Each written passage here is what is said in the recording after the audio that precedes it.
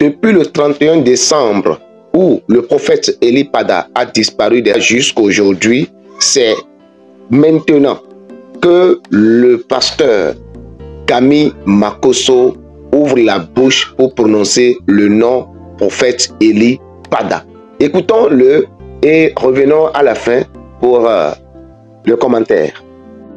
Aujourd'hui, pour la première fois, je vais parler sur le dossier Eli Pada pour que le débat soit clos. J'aimerais qu'on puisse l'enregistrer. Eli Pada a fait la prison avec Camille Makosso. Makosso, pardon, faut garder, pardon. Garde un peu. Non. C'est trop tôt. C'est trop tôt. Pardon, laisse-le parler, mon vieux. Laisse-le parler, s'il vous plaît. Il est venu pour ça. Vas-y. Elle est choquée. Et il faut que les choqués, là, je puisse couper ça. C'est ça qui s'agit. Vous vous avez jamais posé la question pourquoi ce sont les souris qui demandaient seulement où se trouve Eli Pada. Vous n'avez jamais posé la question. Eli Pada a fait la maca avec moi, Camille Makosso. Il a fait la prison. Son délit, c'est ça, je vais garder pour le moment. Et Eli Pada et moi, nous sommes sortis quand la maca a été cassée. Donc, moi, j'étais un évadé de prison. Eli Pada était aussi un évadé de prison. Donc, en temps normal, on doit nous répondre pour nous ramener en prison. Si on me convoque dans un commissariat proche et qu'on me pose la question dans mon PV, monsieur, avez-vous fait la prison qui est le BABA des PV? Je dois dire la vérité, oui. Quand? Exactement. Et quand est-ce que vous êtes sorti? C'est pour ne pas répondre à cette question-là que Eli Pada a fui. Les gens, j'ai l'impression que les gens disent. Quelqu'un disparaît, la première des choses, c'est sa famille qui porte plainte. La deuxième des choses, sa communauté aussi prend le soin d'informer les autorités. Nous avons demandé à la communauté d'Eli Pada, souhaitez-vous que nous puissions porter plainte? Ils nous ont dit, on est qu'à les eux vont régler ça. Sa famille n'a jamais porté plainte. Sa famille n'a jamais fait quelqu'un qui perd son enfant. Mais tous les jours, doivent être sur les médias pour dire vraiment, nous demandons aux autorités de nous aider à retrouver notre parent. Tous les jours, est-ce que vous voyez ça? Jamais. Il y a un pasteur qui est un prophète qui fait ce programme au niveau de la BAE.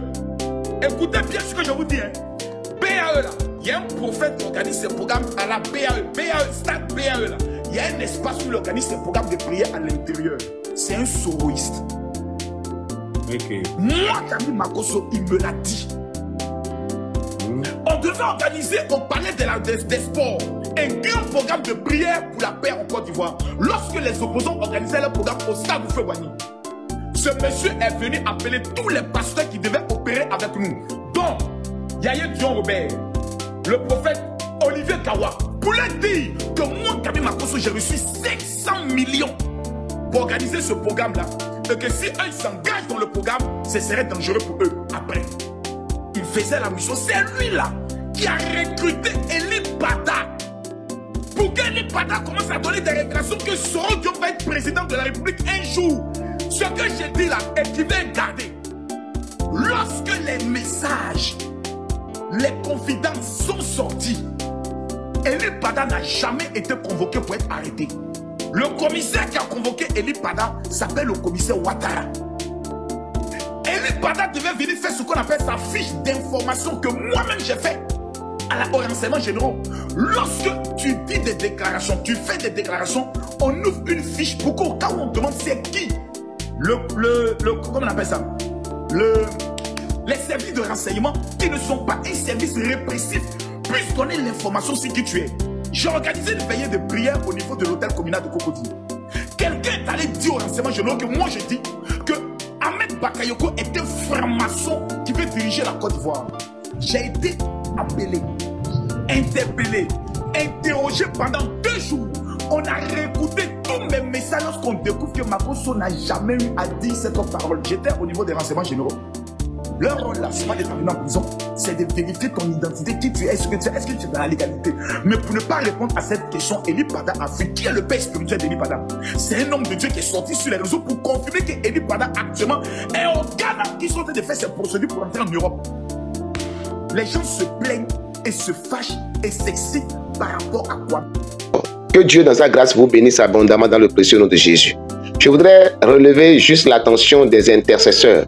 Le Seigneur dit dans le livre de Deutéronome chapitre 13, à partir de son verset 1er, que s'il s'élève au milieu de vous un prophète ou un songeur qui vous annonce des choses, même si ces choses ont eu leur accomplissement, en vous disant, allons vers d'autres dieux, servons-les, n'écoutez pas ce prophète, n'écoutez pas ce songeur, car c'est l'Éternel votre Dieu qui vous met à l'épreuve pour voir si vous aimez l'Éternel votre Dieu de tout votre cœur et de toute votre âme.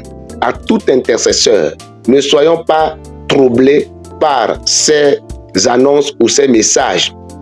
Parce que si nous allons tenir compte de ce que le pasteur Kami Makosso vient de dire, alors l'intercession n'a plus sa place. Ce qui veut dire que le prophète Eli Pada a fui de son propre gré. Il sait réellement ce qui se passe et il est parti et il sait où il est à l'aise et toute sa famille savent où il est à l'aise et c'est nous qui perdons le temps. Alors que c'est le contraire. C'est le contraire pourquoi? Parce que la révélation que Dieu nous accorde pendant que nous intercédons pour cet homme de Dieu n'est pas synonyme de ce que nous venons d'apprendre dans les propos du pasteur Kami Makosso.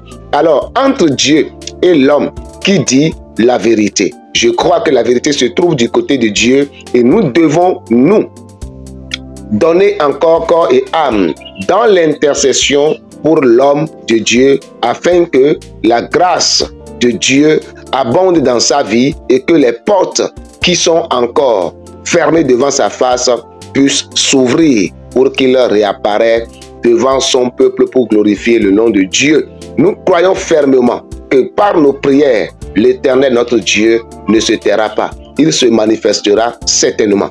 Une chose à retenir dans tous ces propos, c'est que le prophète Eli Pada est bel et bien vivant. Et cela nous réjouit déjà le cœur.